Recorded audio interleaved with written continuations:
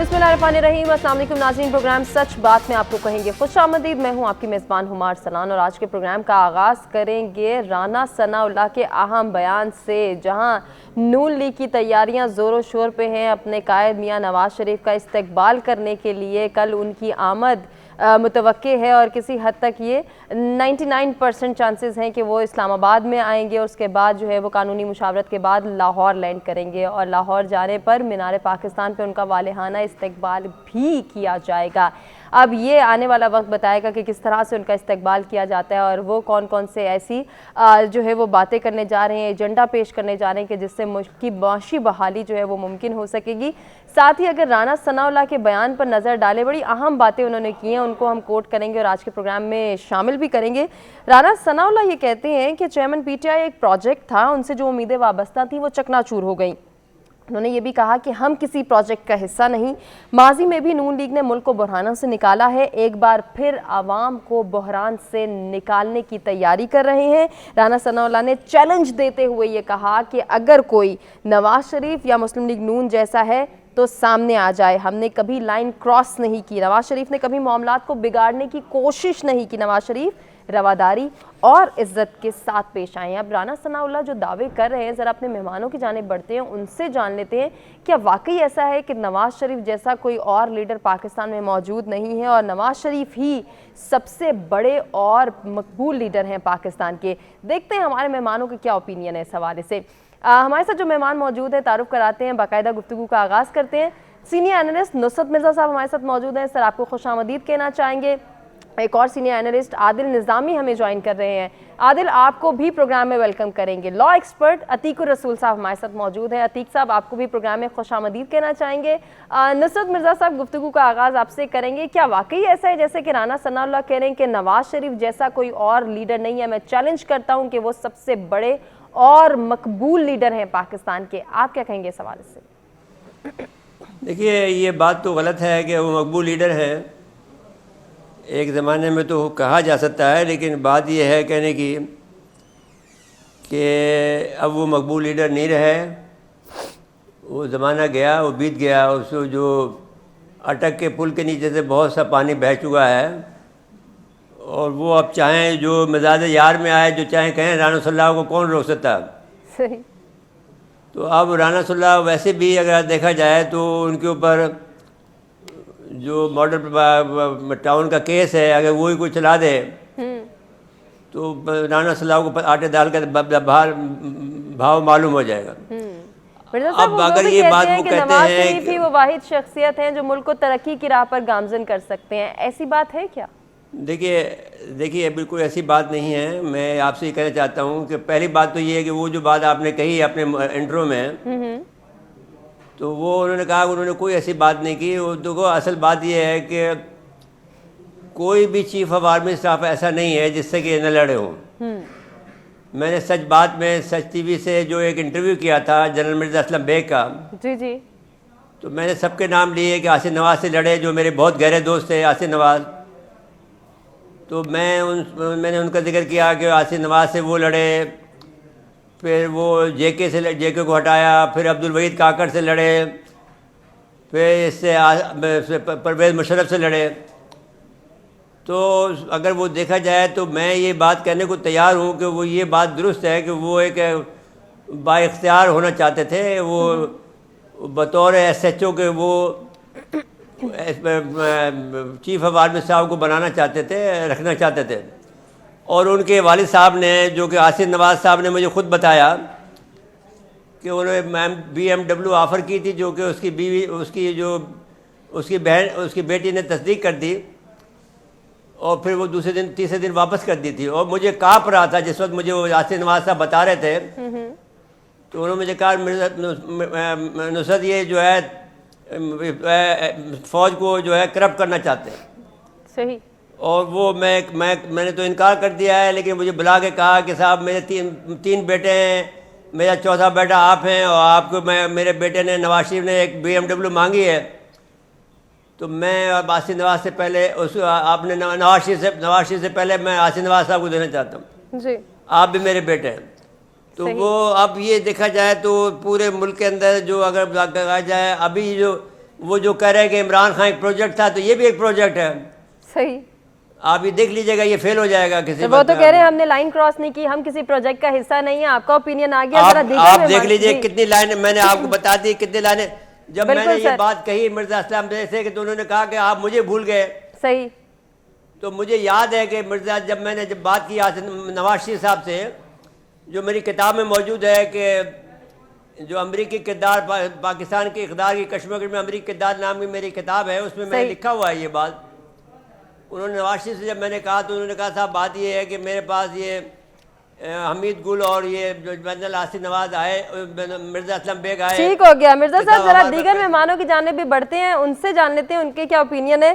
عادل آپ کیا کہنا چاہیں گے؟ جس طرح سے رانا ثناء اللہ کہہ رہے ہیں کہ چیئرمین پی ٹی آئی ایک پروجیکٹ ہے، ہم نے کسی پروجیکٹ کا کبھی حصہ بننے کی نہ کوشش کی، نہ ہم پروجیکٹ کا کوئی حصہ رہے، اور نواز شریف ہی وہ واحد شخصیت ہیں جو ملک کو بحرانوں سے نکال سکتے ہیں.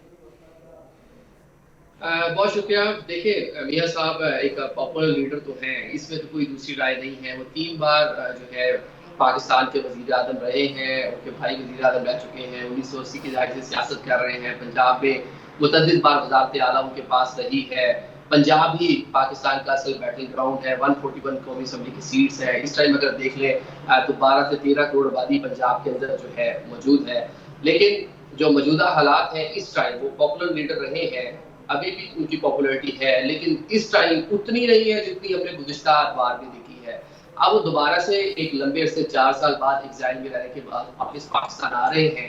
اب وہ ایک بڑا پاور شو بھی کرنے جا رہے ہیں. اس کے بعد اس چیز کا فیصلہ ہوگا کہ وہ کتنے پاپولر ہیں اور کتنے پاپولر نہیں ہیں. اور جو پاپولرٹی ہے، جب تک وہ ووٹس کی صورت میں ٹرانسلیٹ نہ ہو تو وہ پاپولرٹی کسی کام کی نہیں ہے. تو اب دیکھتے ہیں کہ وہ پاکستان آتے ہیں تو کس طرح سے جو الیکٹیبلز ہیں ان کی جانب مائل ہوتے ہیں، کس طرح ان کی جانب جاتے ہیں. اور باقی اس طرح رانا صاحب نے کہہ دیا کہ ان کے لیڈر جیسا کوئی نہیں. تو یہاں یہ ہر سیاسی جماعت کا المیہ ہے کہ ہر کوئی اپنے لیڈر کو کوئی امیر المومنین، ان کے جیسا کوئی نہیں ہے. اچھا عادل، اس کو ایک اور پرسپیکٹو میں اگر ہم دیکھیں تو اس وقت نواز شریف صاحب جو ہیں وہ دبئی میں مقیم ہیں، اور دبئی میں ان کی جو ہے وہ اعلیٰ ایمریٹس حکام سے بھی ملاقاتیں جاری ہیں. تو کیا وہ کوئی خوشخبری بھی لے کر آ سکتے ہیں پاکستان کے لیے؟ جس طرح سے کہا جاتا ہے کہ وہ معاشی بحران سے نکالنے کا فوراً ہی آتے ساتھ ہی ایجنڈا بھی پیش کر دیں گے. دیکھیں پاکستان ایک بڑا ملک ہے، ہمارے پاس ہر طرح کے ریسورسز موجود ہیں، ہر طرح کی فیسلٹیز موجود ہیں. صرف ہمیں مینج کرنے کی ضرورت ہے. یا مس مینجمنٹ کی وجہ سے یہ سارے کا سارا جو کرائسس ہے جس کو ہم آج فیس کر رہے ہیں، اگر 2-4 ارب ڈالر میاں صاحب لے بھی آتے ہیں کہیں سے تو وہ لوگ چند ماہ کے بعد دوبارہ اڑا جائیں گے. اصل یہ مسئلہ نہیں ہے. اصل مسئلہ یہ ہے کہ آپ چیزوں کو اسٹریم لائن کریں، آپ سسٹم بنائیں اور سسٹم کو چلنے دیں. اب سب سے بڑی چیز یہ ہے کہ میاں صاحب آ رہے ہیں جن سے گارنٹی لے کر آ رہے ہیں، اور پاکستان میں جن کی آشیرواد سے پاکستان واپس لوٹ رہے ہیں، تو ان سے یہ بھی بات کریں کہ چلے کم از کم اب جو اگلی گورنمنٹ بنے ان کی. اب میاں صاحب کی ایک چھوٹی سی مثال لے لیں. 3 بار وہ پرائم منسٹر رہے ہیں، 2.25 سال وہ پرائم منسٹر رہے ہیں، اور 11 سال انہوں نے ایگزائل میں گزارے ہیں. مطلب 3 باریاں ملا کے 9 سال وہ پرائم منسٹر رہے ہیں. تو چلے اب جو ان کو باری کو ملے یا ان کی پارٹی کو ملے، کم از کم 5 سال چلنے دیں. اس کے بعد دوبارہ ایک الیکشن ہو، پھر اگلی گورنمنٹ جو بھی عوام الیکٹ کرے. 3 سے 4 گورنمنٹس کا اگر تسلسل چلے گا تو آٹومیٹکلی ہمارے جو معاملات ہیں یہاں پاکستان کی اکانومی کے مسائل ہیں، لا اینڈ آرڈر کے مسائل ہیں، لوگوں کی صحت عامہ کے مسائل ہیں، ایجوکیشن کے مسائل ہیں. جب بھی کوئی گورنمنٹ آئے گی لانگ ٹرم چلے گی، لانگ ٹرم پالیسیز بنائے گی، تو یہ ساری چیزیں ایڈریس ٹھیک ہو جائیں گی. لیکن جب گورنمنٹ آتے ہی اپنے دوسرے سال میں کبھی سپریم کورٹ آف پاکستان پیشہ بہت نہیں ہوگی، اور کبھی جناب یا ٹی چوک پہ دھرنے ہوں گے، کبھی لاہور سے لانگ مارچ لے کر آ رہا ہوگا، تو پولیٹیکل سسٹم کو سٹیبل ہو ہی نہیں پائے گا. بالکل، آپ نے بڑی اچھا پوائنٹ ریز کیا عادل، اسی کو ہم کنٹینیو کریں گے. عتیق الرسول صاحب، آپ سے میں جاننا چاہوں گی، مصطفیٰ نواز نے یہ بیان دیا ہے کہ نواز شریف کو سزا اور ریلیف دونوں بھونڈے طریقے سے دی گئی. یہ ذرا ریلیف جو ایک بڑا ریلیف سمجھا جا رہا ہے، اس پر نظر ڈالیے گا. بسم اللہ الرحمن الرحیم. تھینک یو سو مچ. ایک چیز عمر پہلے میں اس پہ ضرور کمنٹ کرنا چاہوں گا کہ نواز شریف اس وقت مقبول ترین لیڈر ہیں یا نہیں ہے. ایک وہ بڑا مشہور شعر ہے، کبھی عرش پر کبھی فرش پر، کبھی ان کے در کبھی در بدر، غم عاشقی تیرا شکریہ میں کہاں کہاں سے گزر گیا. نواز شریف تو سیاست ہے وہ بڑی اتار چڑھاؤ کا شکار رہی ہے. 9 سال کے قریب جو ہے وہ انہوں نے وزارت عظمیٰ کا جو اپنا ٹینیور ہے وہ گزارا ہے مختلف ادوار میں، اگر آپ اس کو کیلکولیٹ کریں. اور ان کی جو پنجاب کے چیف منسٹر بھی یہ رہے ہیں اور منسٹر بھی رہے ہیں. لیکن ایک چیز بڑی امپورٹنٹ ہے، جس طرح سے بحرانوں کا ذکر کر رہے تھے کہ یہ بحرانوں سے نکالتے ہیں، آپ اس کا ذرا اینگل ڈفرینٹ دیکھیں کہ یہ جب بھی آیا ہے ملک میں بحران آیا ہے. آپ ان کو دیکھیں کہ جو ان کی پہلی گورنمنٹ تھی جب وہ گئی کیا صورتحال بنی, جب ان کی جو سیکنڈ ٹرم تھی ایز اے پرائم منسٹر جب وہ ختم ہوئی تب کیا صورتحال تھی, اور جب ان کی تھرڈ جو ٹرم تھی وہ ختم ہوئی تب کیا صورتحال تھی. اسی طرح جب ان کو اب آپ کے جو کوشچن ہے اس کی طرف آتے ہیں کہ کیا ریلیف ملے گا یا نہیں, یہ تو دیکھیں نا ایک بڑی صورتحال آپ کے سامنے آ گئی. 2 کیس لاس جن کا ذکر کیا گیا ہے ان کی بیل کے اندر, اور پھر ان کو ایک کنوکٹ جو مجرم ہے ان کو کنوکشن ہوئی ہے, یہ سزا یافتہ جو ہے وہ ہو کے باہر گئے تھے ایک بیان الفی کے اوپر, اور اس سے اب یہ واپس آ رہے ہیں کورٹ کے اندر. آج اگر آپ نے سوشل میڈیا پر آپ کی نظر پڑی ہو تو آپ نے دیکھا ہوگا کہ لوگ جو ہے وہ یہ بات کر رہے ہیں کہ ایک دن جو ہے وہ 10 منٹ کی سماعت ہوتی ہے, اس کی بیل جو ہے وہ اس کو بغیر اعتراض کے ایڈمٹ کر لیا جاتا ہے, اور اسی دن وہ نیب کا جو پروسیکیوٹر ہے وہ اعتراض بھی نہیں کرتے اس پہ, اور انہیں کہتے ہیں کہ ہمیں بیل ہونے پر کوئی اعتراض نہیں, اور ویری سیکنڈ ڈے اگر آپ دیکھیں نیکسٹ ڈے ان کو جو ہے وہ بیل گرانٹ کر دی جاتی ہے. تو اس پر لوگوں کا جو ہے وہ ظاہر ہے لوگوں کی آنکھیں جو ہے وہ حیران ہو گئی ہیں. نیب کا موقف چینج ہونے کی صورت کیوں آئی, کیوں, وجہ کیا ہے اس کے پیچھے؟ جی دوبارہ پوچھیے.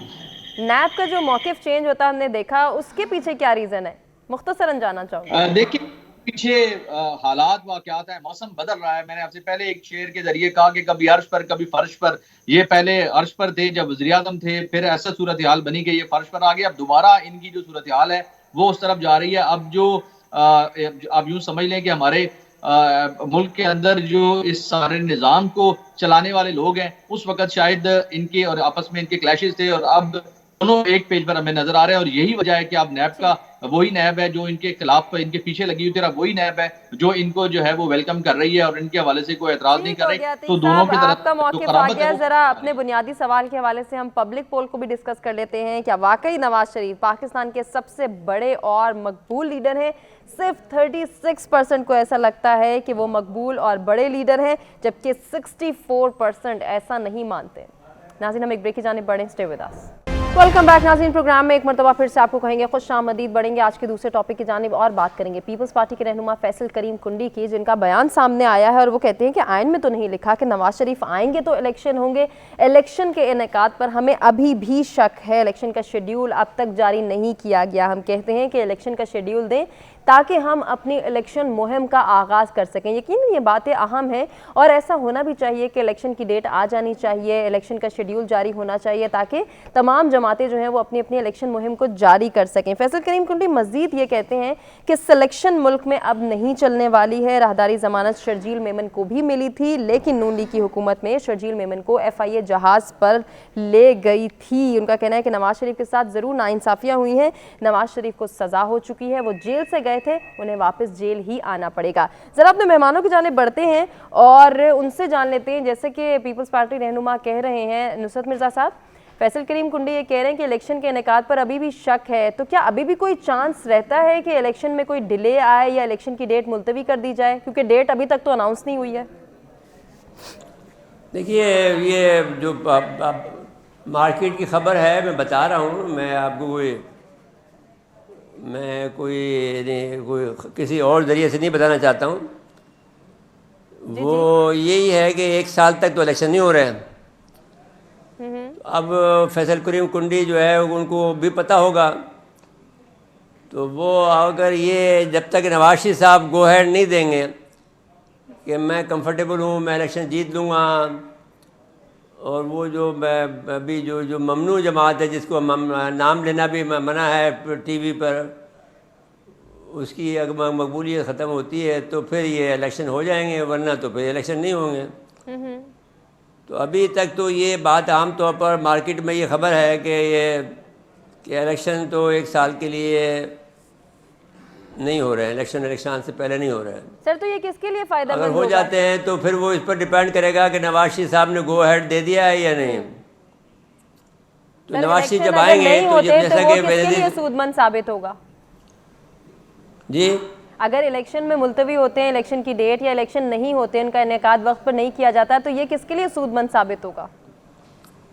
بھائی وہ سود مند کی بات نہیں ہے, وہ یہ ہو رہی ہے کہ نواز شریف صاحب کو کسی ایک پارٹی کو نہیں آنے دینا ہے, اور نواز شریف صاحب کو کسی نہ کسی طرح سے اپنے آپ کو جو چمتکار دکھا سکتے ہیں کہ ایز اے جیسا کہ وہ دعویٰ کر رہے ہیں جناب رانا ثناء اللہ صاحب، اس پیمانے پر نہ آ جائیں کہ وہ مقبول ترین لیڈر ہیں، صحیح، تو پھر یہ ممکن الیکشن ہو جائیں گے، ورنہ تو پھر الیکشن کو ملتوی کا کوئی نہ کوئی بہانہ بناتے رہیں گے۔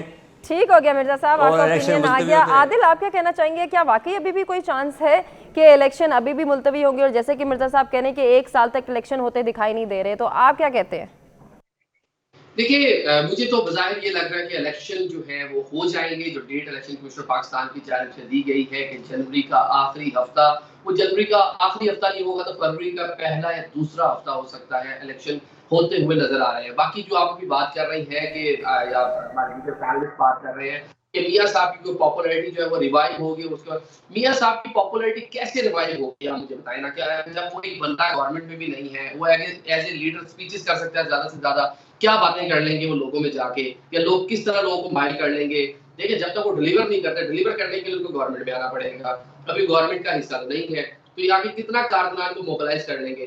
الیکشن سال کیا 2 سال بھی نہ ہو تو جو پارٹی پوزیشن اس ٹائم لگ رہی ہے اس میں 19-20 کا فرق آ سکتا ہے، اس سے زیادہ فرق نہیں آ سکتا۔ ابھی میاں صاحب کو جیسے لے کر آئے گئے ہیں، جو کہ پلان ہمیں لگ رہا ہے، بظاہر نظر آ رہا ہے، تو اوپن سیکرٹ ہے یہ کہ جو دوسری جو اپوننٹ پولیٹیکل پارٹی ہے اس کی لیڈرشپ کے اوپر جتنے کیسز ہیں، درجنوں کیسز ہیں، ایک کیس نہیں ہے، سائفر ہے، توشہ خانہ ہے، اس کے علاوہ دیگر متعدد جو ہے وہ سیکرٹ ایکٹ ہے، ان میں کسی میں بھی ان کو سزا ہوگی، وہ الیکشن سے باہر ہوں گے، کینڈیڈیٹ ان کے پاس ہوں گے نہیں، آدھے سے زیادہ لوگوں کی ابھی بھی اشتہاری ہے جن میں ان کی پارٹی کی کافی لیڈرشپ ہے، کافی لوگ چھوڑ کے جا چکے ہیں، تو کم از کم الیکشن لڑنے کے لیے ان کو فیلڈ میں کوئی نہ کوئی کینڈیڈیٹ تو چاہیے نا، جب کینڈیڈیٹ ہی نہیں ہوں گے، اب جس طرح ان کی جو پارٹی ہے ان کو جلد سے جلوس کرنے کی اجازت نہیں ہے، فلسطین کے حوالے سے ایک ریلی نکالنا چاہتے تھے، ان کو اس کی اجازت نہیں ملی، جو پبلک گیدرنگ ہے وہ الاؤ نہیں ہے انہیں، تو وہ تو الیکشن سے ویسے ہی آپ ان کو باہر چلے۔ تو ابھی میاں صاحب کے لیے میدان بالکل اوپن ہے، اور جو دیگر جو سیاسی جماعتیں پاکستان پیپلز پارٹی جس طرح تنقید کر رہی ہے، ان کو یہ نظر آ رہا ہے کہ اب ان کے اصل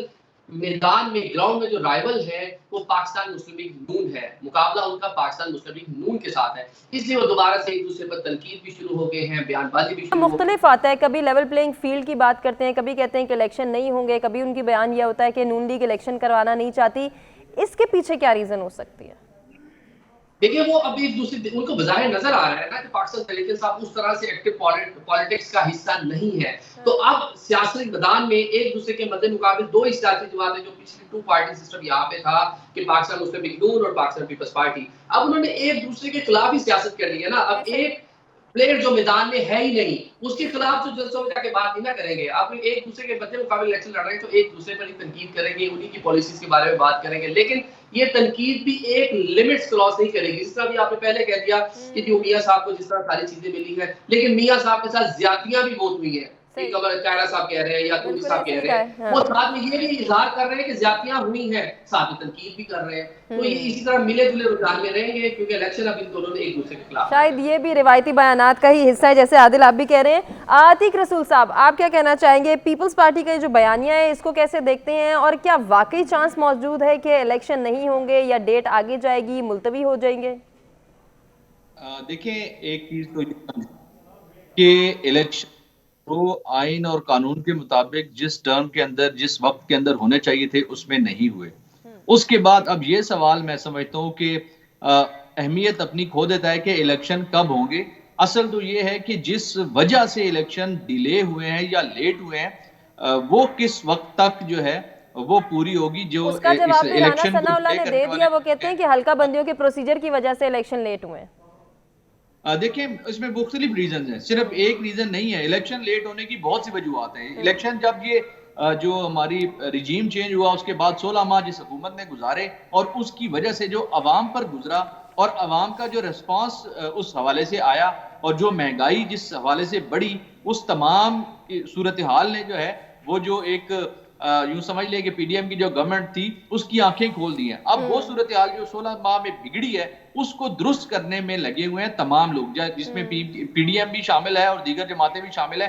اب ہوا یہ ہے کہ جو بڑی جماعتیں تھیں ان کے آپس میں معاملات جو ہے وہ اس طرح سے نہیں رہے جس کو وہ پلان کر کے چل رہے تھے، اس کی وجہ سے اب ان کی خرابی جو ہے وہ بڑھ چکی ہے، تو وہ دونوں آپس میں دست و گریباں ہیں۔ لیکن جو امپورٹنٹ کوسچن ہے وہ یہ ہے کہ جو یہ ڈیزائرڈ ریزلٹ چاہ رہے ہیں اس کے لیے جو تبدیلی نے گراس روٹ پر لانی چاہیے تھی، اور جو یہ کرنا چاہ رہے ہیں عوام کو خوش کرنے کے لیے, عوام کو اپنی طرف مائل کرنے کے لیے, اور دیگر کچھ ایسے اقدامات جو ہیں جو ان کے مائنڈ میں ہے, جو گریجولی وہ امپلیمنٹ کر رہے ہیں. جب تک وہ ان کے مقاصد پورے نہیں ہوں گے, جب تک ان کے وہ گولز اچیو نہیں ہوں گے, تب تک الیکشن جو ہے وہ نہیں ہوتے نظر آ رہے, چاہے وہ 1 سال ہو, چاہے وہ 1 سال سے زیادہ کا عرصہ ہو. اب یہ تو کوشچن بالکل ہی میں سمجھتا ہوں کہ اب وہ ثانوی کی حیثیت رکھتا ہے کہ الیکشن چاہے وہ جنوری میں ہوں گے یا فروری میں ہوں گے یا کوئی ڈیٹ دے دے گا. جب ایک بار ڈیلے ہو چکے تو اس کے بعد جب تک وہ ڈیزائرڈ ریزلٹ اچیو نہیں ہوں گے تب تک الیکشن ہوتے نظر نہیں آ رہے. ٹھیک ہو گیا عتیق صاحب, آپ کا بھی اوپینین آ گیا. ذرا اسی بنیادی سوال کے حوالے سے ہم پبلک اوپینین کو بھی ڈسکس کر لیتے ہیں کہ کیا ابھی بھی الیکشن ملتوی ہونے کے کوئی چانسز ہیں. 82% کو ایسا ہی لگتا ہے کہ الیکشن ملتوی ہو سکتے ہیں, ڈیلے آ سکتا ہے, جبکہ 18% اس کی نفی کر رہے ہیں. ایک بریک کی جانب بڑھیں, stay with us. Welcome back ناظرین, پروگرام میں ایک مرتبہ پھر سے آپ کو کہیں گے خوش آمدید. بڑھیں گے آج کے تیسرے ٹاپک کی جانب اور بات کریں گے اسرائیل اور فلسطین کشیدگی کے حوالے سے. اس میں دن بدن جس طرح سے کشیدگی میں ہمیں سنجیدگی نظر آ رہی ہے, وہیں بیانات کا سلسلہ بھی جاری ہے. آج ایک اچھی خبر ہم شامل کریں گے اسکاٹ لینڈ کی جانب سے جو آئی ہے, جو اسکاٹ لینڈ نے غزہ متاثرین کے لیے اپنے ملک کے دروازے کھولنے کا اعلان کر دیا ہے. غیر ملکی میڈیا کے مطابق اسکاٹ لینڈ کے فرسٹ منسٹر حمزہ یوسف نے کہا ہے کہ ان کا ملک غزہ کے متاثرین کو پناہ دینے کے لیے تیار ہے. اور اسکاٹ لینڈ کی اگر بات کی جائے تو وہ پہلا ملک ہے جس نے غزہ کے متاثرین کے لیے اپنے دروازے کھولے ہیں. اس سے قبل بھی انہوں نے, فرسٹ منسٹر نے کہا کہ اس سے قبل بھی ہم نے جو ہے کئی ممالک سے آنے والوں کا خیر مقدم کیا ہے اور ہمیں غزہ کے لوگوں کے لیے بھی ایسا دوبارہ کرنا چاہیے. یقیناً یہ قدم خوش آئند ہے. اگر ہم بات کر رہے ہیں اوور آل سچویشن کی تو عرب ممالک کا کردار بھی ہم ہائی لائٹ کرتے ہیں, غیر ملکی میڈیا کو بھی ہم کوٹ کرتے ہیں, اور جہاں ہم یہ دیکھ رہے ہیں کہ غیر ممالک جو غیر مسلم ممالک ہیں وہ برملا اظہار کریں انسانی دکھ کے ضیاع پر, جس طرح سے بات کریں انسانی جانیں جو ان کا ضیاع ہے اس پر دکھ بھی کر رہے ہیں, اس کا برملا اظہار بھی کرنے کی کوشش کریں, وہیں مسلم ممالک کی جانب سے ابھی تک کوئی لائے عمل طے نہیں کیا گیا ہے, نہ ہی کوئی ایسے بیانات آ رہے ہیں, بلکہ کہیں نہ کہیں اگر ہم کچھ ذرائع کی بات کریں تو ایسے بیانات بھی آ رہے ہیں جو عرب ممالک کی جانب سے آ رہے ہیں کہ ساری صورتحال کا جو قصوروار ہے وہ حماس ہے. یقیناً یہ بات افسوسناک ہے. اس کو شامل کرتے ہیں, اپنے مہمانوں کی جانب بڑھتے ہیں, ان سے جانتے ہیں کہ اوور آل مسلم ممالک کا کیا کردار ہونا چاہیے تھا. اگر غیر مسلم ممالک اپنے ملک کے دروازے کھول رہے ہیں غزہ کے متاثرین کے لیے, تو ایسا کردار مسلم ممالک اور پاکستان کو بھی کرنا چاہیے یا نہیں کرنا چاہیے. ذرا دیکھتے ہیں ان کی کیا رائے ہے, کیا اوپینین ہے. عادل, آپ سے سٹارٹ لینا چاہوں گی, کیا کہیں گے اس حوالے سے جو قدم اسکاٹ لینڈ نے اٹھایا ہے, کیا دیگر مسلم ممالک کو بھی یہ قدم اٹھانا چاہیے؟ دیکھیے, اسکاٹ لینڈ نے ایک اچھا جسچر دیا ہے, لیکن اسکاٹ لینڈ کا جو جسچر ہے وہ میرے خیال سے انسانی حقوق کے حوالے سے بہت اچھا ہے. لیکن یہی تو اسرائیلی چاہتے ہیں کہ یہاں سے جو فلسطینی ہے یہ چلے جائے اور ساری لینڈ ان کو مل جائے. اصل تنازع, اصل وجہ یہ ہے, اسرائیل نے جو فلسطین کے ساتھ جو ایگریمنٹس بھی کیے, جو مذاکرات بھی ہوتے ہیں, جب بھی بات ہوتی ہے, اس سے اصل مسئلہ سب سے بڑا یہ ہے کہ وہ فلسطینی جن کو ملک بدل کیا ہوا ہے, جو مصر میں ہے, جو شام میں ہے, جو لبنان میں رہ رہے ہیں, جو اردن میں رہ رہے ہیں, کہ ان کو دوبارہ سے انہوں نے ارض فلسطین پر آنے نہیں دینا. یہی تو ایک بہت بڑا تنازع ہے, بہت بڑا مسئلہ ہے. اسی پہ آ کے بہت سے معاملہ ڈیڈ لاک ہو جاتے ہیں. جب دو ریاستی حل کی طرف کچھ معاملات جاتے بھی ہیں تو ہمیشہ اسرائیل اس طرف آ کے اڑ جاتا ہے کہ جو لوگ یہاں سے جا چکے ہیں دوبارہ یہاں پہ آ کے آباد نہیں ہوں گے. اب جو آلریڈی وہاں پہ آباد ہیں وہ لوگ بھی چھوڑ کے چلے جائیں گے تو فلسطین پھر وہاں رہے گا کون, مسلمان بچے گے کہاں وہاں پہ؟ تو یہ تو ایک مسئلہ ہے بہت بڑا. اور باقی وہ صحیح انسانی حقوق کے حوالے سے ایک اچھا جسچر دیا, مسلم ممالک نے ان کی امداد کرنی چاہیے, لیکن اس سے بڑھ کر اس جنگ کو رکنا چاہیے. اگر اسرائیل وہ بمبارمنٹ کر کے لوگوں کو ختم کر رہا ہے, اگر وہ بمبارمنٹ سے ختم نہیں ہو رہے, تو اگر وہ ویسے ہی ملک بدر ہو جائیں گے, چھوڑ کے چلے جائیں گے, تو جگہ تو خالی ہوگی. آپ نے گراؤنڈ تو بالکل خالی چھوڑ دیا, پھر تو وہاں پہ جو جیوز ہیں وہ مزید وہاں پہ جو ہے ان کی سیٹلمنٹس بنے گی, نئی آبادیاں بنے گی. عادل, آپ بھی کہہ رہے ہیں کہ فوری جنگ بندی ہی واحد حل ہے, سیز فائر کی باتیں پاکستان بھی کر رہا ہے, لیکن وہاں پہ امریکہ ہرڈل آ جاتا ہے, وہاں وہ ویٹو کر دیتا ہے اس قرارداد کو. اس پر کیا کہنا چاہیں گے؟ دیکھیں, یہ افسوسناک اور انتہائی قابل مذمت یہ صورتحال ہے, اور امریکنز کا جو رویہ ہے, دنیا میں کہیں بھی جنگ ہو رہی ہو, جو وہاں پہ جو مساہلت کروانے والے لوگ ہوتے ہیں, سب سے پہلی بات یہ کی جاتی ہے سیز فائر کرے, جنگ بندی کرے, اس کے بعد ڈائیلاگ کرتے ہیں. لیکن یہ دنیا میں واحد ایسا ملک ہے امریکہ اس ٹائم کے یونائٹڈ نیشن میں جو سیز فائر کے حوالے سے 2 قراردادیں ہیں, دونوں کو نامنظور کروانے کے لیے ایک پہ ویٹو کر دیا اور ایک میں جناب ووٹنگ میں جس طرح سے ساری چیزیں کی, جو چھوٹے ممالک جو 15 ممالک باقی حصے دار تھے ان کو کہہ دیا اور وہ ابسٹین ہو گئے. تو یہ انتہائی افسوس کا, اور یہ مسلم دنیا کے لیے کہہ لیں کہ یہ آنکھیں کھولنے کے لیے انف ہے, بہت ہے. ابھی ایک فلسطین ہے, پھر نیبرنگ کنٹری جو ہے آہستہ آہستہ ان کی باری ہوگی میرے خیال سے. یہ چیزیں یہاں رکیں گی نہیں, یہ آگے جا کے پھیلیں گی. اور مسلم جو ممالک ہے, عرب فوج بنائی تھی ہم نے, ہمسایہ ممالک بڑے اسٹرینتھن ہیں, بڑے پاورفل ہیں, لیکن وہ آہستہ آہستہ آہستہ وہ سارے جو اسرائیل ہے اس کو تسلیم کرتے جا رہے ہیں. ابھی حماس کی بھی آپ نے بات کی کہ اس کو کنڈیم کر رہے ہیں. حماس سے جو ٹائمنگ ہے حماس کی وہ بڑی اہم ہے. میں نے آپ کو پچھلے پروگرام میں بھی بات کی تھی کہ سعودی عربیہ عالم اسلام کا کیونکہ مقدس مقامات کی وجہ سے اس کو قلعہ ہونے کی حیثیت اس کو حاصل ہے. اگر سعودی عربیہ اسرائیل کو تسلیم کر لیتا تو اس کے بعد دیگر چھوٹے ملک تھے وہ بھی اسرائیل کو تسلیم کر لیتے, مسئلہ فلسطین تو جڑ سے ہی ختم ہو جاتا. حماس سے بڑی کیلکولیشن ان کو بھی معلوم تھا کہ کتنا ڈیمیج ہوگا, ان کو بھی اسرائیل کی پاور کا معلوم تھا, اپنی بھی ان کو ملٹری پاور معلوم تھی, لیکن انہوں نے صرف ٹائمنگ کا انتخاب کیا اور جو فلسطین کاز ہے اس کو زندہ رکھنے کے لیے پورا اسٹیپ لیا. ٹھیک ہو گیا عادل, آپ کا اوپینین آ گیا ہے. عتیق صاحب آپ کیا کہنا چاہیں گے؟ سربراہ UN ایجنسی کی جانب سے بھی بیان سامنے آیا ہے کہ دنیا انسانیت کھو چکی ہے. صرف یہ بیان ہی کافی ہے یا انہیں کوئی عملی اقدام بھی کرنے کی ضرورت ہے؟ دیکھیں یہ بیان کافی نہیں ہے. اسکاٹ لینڈ کی طرف سے پازیٹیو جسچر آیا ہے, لیکن ہمیں یہ دیکھنا ہے کہ اتنے جو ہزاروں کی تعداد میں بچے, بوڑھے, جوان, خواتین اور نہتے لوگ جو ہے وہ اپنی جانوں کا نذرانہ دے چکے ہیں وہ اپنی سرزمین کے لیے, تو ان کے لیے یہ بیان بھی کافی نہیں ہے اور جو جسچر آیا ہے یہ بھی کافی نہیں ہے. دیکھنا یہ ہے کہ وہ کس مقصد کے لیے وہاں پر کھڑے ہوئے ہیں اور کس مقصد کے لیے وہ اپنی جانیں قربان کر رہے ہیں. ان پر ظلم ہو رہا ہے, ان پر بربریت ہو رہی ہے. اس وقت دیکھیں ایک لائن ڈرا کر دی گئی ہے, 2 سائیڈز ہیں. آئیدر آپ جو ہے وہ انسانوں اور انسانیت کا ساتھ دے رہے ہیں, یا آپ ظالم اور بربریت کرنے والوں کا ساتھ دے رہے ہیں, ظالم کا ساتھ دے رہے ہیں, ظلم کا ساتھ دے رہے ہیں. تو یہ ایک لائن ہے جو اگر فلسطینیوں کے حق میں کھڑے ہوں گے وہ ظاہر ہے انسانیت اور انسانوں سے پیار کرنے والوں کا آپ ساتھ دیں گے, اور اگر دوسری طرف جائیں گے تو ظالموں اور بربروں کا آپ ساتھ دیں گے. ایک یہ چیز ہے. UN کی طرف سے دیکھیں, ایک طرف وہ ادارہ ہے جو انٹرنیشنلی ہیومن رائٹس کو دیکھتا ہے, انسانی حقوق کی وائلیشنز کو دیکھتا ہے, اور جو کچھ اس وقت فلسطین میں کمٹ کیا جا رہا ہے اور اس کے پیچھے تمام جو لوگ جو ممالک شامل ہیں, امریکہ بھی اس کا حصہ ہے, میں سمجھتا ہوں کہ ان کے اس اقدام کو نہ صرف کنڈیم کرنا چاہیے بلکہ اس میں پریشر اس حوالے سے بلڈ کرنا چاہیے کہ فوری طور پر اس جنگ کو روکا جائے. نہتے جو بچے ہیں, معصوم اور خواتین ہیں, جو بزرگ ہیں, جو نہتے شہری ہیں, ان پر جس طرح سے ظلم اور بربریت جاری ہے, میں سمجھتا ہوں کہ اس کو دنیا کا کوئی مذہب, کوئی مسلک, کوئی ضابطہ, کوئی قانون, کوئی چیز بھی سپورٹ نہیں کرتی. تو فوری طور پر اس کو روکنا چاہیے. باقی جہاں تک معاملہ ہے یہ بنیادی طور پر وہاں سے فلسطینیوں کو نکالنے کی ایک کوشش ہے, اور میں سمجھتا ہوں کہ یہ کوشش کبھی بھی کامیاب نہیں ہوگی. فلسطینی کبھی بھی اس طرح سے جو ہے وہ پیچھے نہیں ہٹیں گے. باقی رہا معاملہ جو انسان اور انسانی حقوق کو سمجھنے والے یا اس کے جو چیمپئن ممالک ہیں, ان کو اب صحیح معنوں میں آگے بڑھ کر اسرائیل کو اور جو ان کا ساتھ دینے والے لوگ ہیں ان کو روکنا چاہیے, ان کے پریشر بلڈ کرنا چاہیے. اور OIC کو جو اسلامی ممالک ہیں, میں سمجھتا ہوں کہ انہیں بھی اب جو ہے وہ کھڑا ہونا چاہیے اور اپنی ایک اتحاد کے ذریعے اسٹرانگ وائس بن کے اس طرح کے ظالموں اور بربروں کو روکنا چاہیے. یہ میں سمجھتا ہوں کہ انسانیت کا جو المیہ ہے وہ وہاں پر جنم لے رہا ہے. یقیناً ایسا ہی ہے. نصرت مرزا صاحب آپ کیا کہنا چاہیں گے؟ اسکاٹ لینڈ کی جانب سے جو جسچر سامنے آیا ہے, کیا پاکستان سمیت تمام مسلم ممالک کو بھی غزہ متاثرین کے لیے اپنے ملک کے دروازے کھولنے چاہیے؟